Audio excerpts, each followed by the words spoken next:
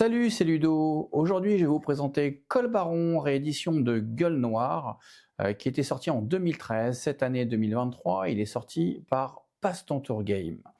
Les auteurs sont Michael Kisling, Wolfgang Kramer, l'illustrateur Frédéric Brogard. La mise en place. Le plateau principal, les marqueurs premiers joueurs, 4 cartes commandes, 8 cartes wagons. On prend chacun une mine de charbon où on vient poser un charbon de chaque couleur, de la médiocre qualité jusqu'à la meilleure qualité.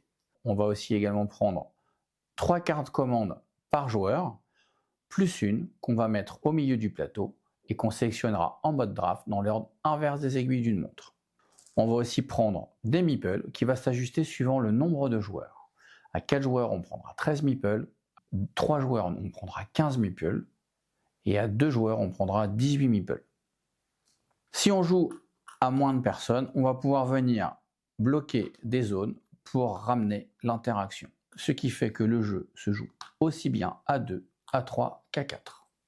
On prend aussi de l'argent suivant le nombre de joueurs. À 2 joueurs, on va prendre 10 francs chacun. À 3 joueurs, on va prendre 9 francs chacun. Et à 4 joueurs, on va prendre 8 francs chacun. Col Baron est un jeu de pose d'ouvrier de 2 à 4 joueurs pour une durée à peu près de 60 minutes à partir de 10 ans. Vous allez incarner un baron du charbon dans les années fin 1800, début 1900, où il va falloir réaliser des commandes pour pouvoir faire le plus de points possible. Celui qui a le plus de points possible à la fin de la partie devient le Col Baron. Pour cela, je vais poser un ouvrier, faire l'action en question, et c'est à l'autre de jouer. La case n'est jamais bloquée, que ce soit moi ou n'importe quel autre joueur peut venir jouer sur la même case. Pour cela, il faut venir toujours avec un ouvrier de plus. Par exemple, je veux refaire l'action, je peux venir avec 2 ouvriers, puisque je viens avec un de plus. L'ouvrier, je le mets au milieu, je n'ai pas le droit de le récupérer, je le récupérerai qu'en fin de manche. Une manche se termine quand plus personne n'a d'ouvrier, et le jeu se décompose en 3 manches. Les actions. Ici, vous allez pouvoir récupérer de l'argent, 6 francs, 5 francs, 4 francs ou 3 francs. L'argent ne sert qu'à une seule chose. Vous allez pouvoir venir ici acheter des berlines pour agrandir votre mine de charbon, pour pouvoir après livrer les extraire et livrer les commandes. Comment ça se passe? Je vais prendre par exemple un meeple, je le mets ici, je vais récupérer cette huile. Je vais la payer 3 francs plus 3 francs, ce qui est marqué sur la tuile. Je vais venir la placer dans ma galerie. Pour cela, on voit, j'ai de la lumière, j'ai pas de lumière. Ma tuile, j'ai pas de lumière, va forcément aller côté droit. C'est du niveau 3, je regarde, c'est du niveau 3, et je viens, et je la mets directement au niveau 3. Je viens mettre un charbon de la couleur en question sur chaque wagon. Et bien sûr, je remets tout de suite une tuile. Si quelqu'un s'intéresse, il peut revenir après. Une fois que mes ouvriers ils ont bien travaillé, maintenant il va falloir que j'extrais ce charbon de la mine. Pour cela, je vais pouvoir faire des mouvements dans ma mine. 10, 8, 6 ou 4 mouvements. Hop, je viens, je veux faire 10 mouvements. Mais qu'est-ce qu'un mouvement?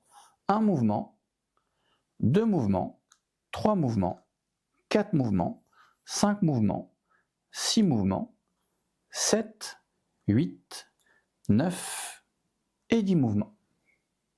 J'ai terminé. Maintenant, on voit ma commande, elle est prête. Il va falloir que j'expédie cette commande au client. Pour cela, on voit il y a 4 moyens de locomotion différents qu'on va retrouver sous les cartes. Par exemple, pour la mienne, hop, j'ai une locomotive, je vais venir et je viens sur la locomotive. L'avantage, c'est par exemple, je triche un peu, mais c'est pour vous expliquer, si mes 2 commandes avec locomotive sont prêtes, l'avantage c'est que là je vais expédier tout d'un coup. Je me débarrasse des charbons, et là je vais tout de suite marquer les points qu'il y a marqué dessus. 9 plus 3, je vais marquer 12 points. Les cartes, je vais les garder jusqu'à la fin de la partie parce qu'elles vont me servir pour chaque décompte.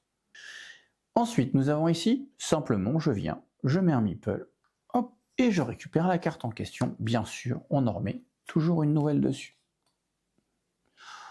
Il nous reste 2 cases à vous montrer.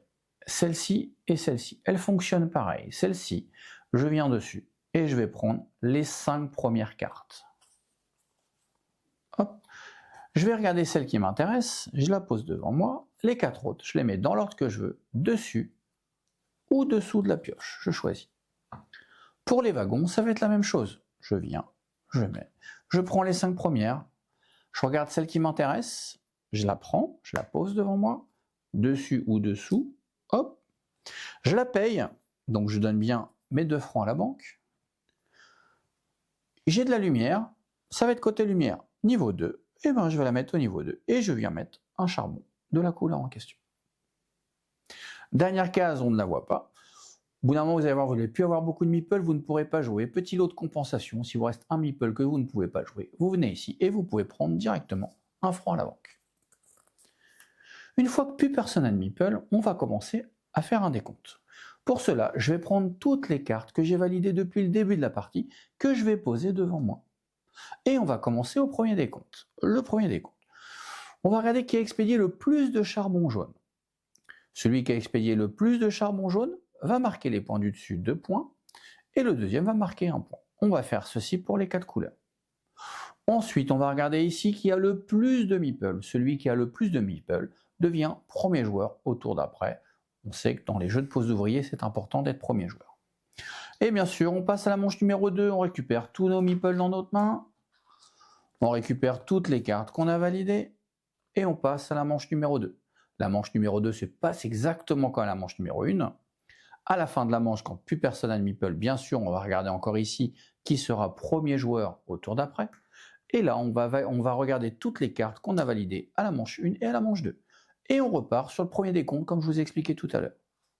On fait un deuxième décompte, où là, on va regarder par rapport aux moyens de transport. Et attention, c'est bien le nombre de cubes qui sont sur les cartes qui comptent et pas le nombre de cartes, bien le nombre de cubes. Par exemple, pour les locomotives, j'aurai 1, 2, 3, 4. Si je suis majoritaire, j'ai les 9 points. Et le deuxième a les 4 points. Et on passe à la manche numéro 3. Je récupère encore une fois tous mes meeples. Et on passe par la manche numéro 3 qui se joue comme la manche numéro 1 et la manche numéro 2. Quand il n'y a plus du tout de meeple, on va procéder au décompte. On reprend toutes les cartes qu'on a validées manche 1, manche 2, manche 3. On les met devant nous. On fait les 2 premiers décomptes comme je vous ai expliqué. Et on va rajouter un troisième. On va regarder tous les wagons qui sont vides et par couleur. Par exemple, ici, il est plein, ça me fait 0. Mais pour les gris, ça me fait 1, 2, 3 wagons. Et c'est toujours une question de majorité. Pour les gris, si je suis majoritaire, j'ai 12 points, le deuxième a 6 points. Et enfin, il y aura un tout dernier décompte. Tous les 5 francs qui vont rester aux joueurs, ils auront 1 point. Tous les 3 charbons qui vont leur rester dans toute leur zone, ils auront 1 point. Toutes les cartes commandes non expédiées, moins 1 point. Et enfin, il va falloir trouver un équilibre entre le nombre de tuiles éclairées et le nombre de tuiles non éclairées. Si j'en ai 3 de ce côté-là, il m'en faut 3 de là. Sinon, ça fait moins 2 points par tuile déséquilibrée. Par exemple, j'ai 2 tuiles de ce côté-là, une ici. J'ai moins 2 points à la fin de la partie. Une partie va se jouer aux alentours de 100-120 points. On pourrait se dire que 2 points, c'est vraiment pas grand-chose, mais comme les parties sont très serrées niveau score, 2 points, ça peut nous faire perdre la partie. Voilà, je vous ai présenté Col Baron, édité par Passe ton Tour Game, pour une partie qui va durer, comme je vous l'ai dit tout à l'heure, 60 minutes, et les 2 auteurs, Michael Kisling, Wolfgang Kramer.